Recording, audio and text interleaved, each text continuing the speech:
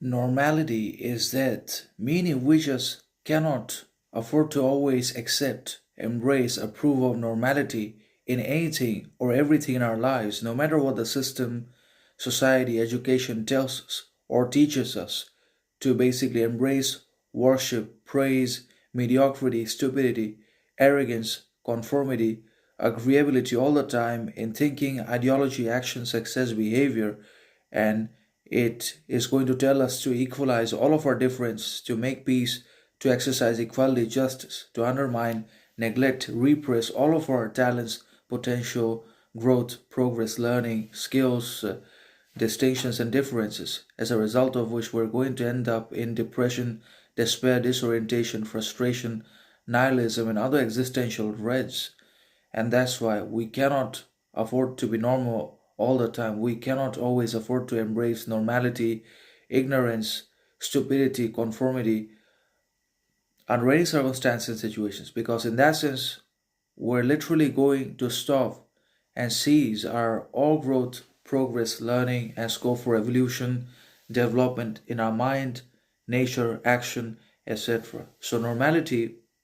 is equivalent to stagnation, and it's also the equal of death, degradation in one way or another. So, not just exposure, publicity, validation, approval, success, money, riches deteriorate, degrade, downgrade our significance, character, talent, distinction, virtue, individuality, sovereignty, but it's also normality about and within ourselves that we have been trained and educated and told to accept and embrace all the time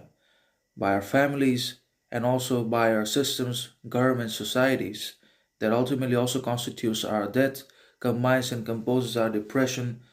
deterioration, stagnation of talent, demeanor, mind, critical thinking, reason, rationality, and essentially everything else that's important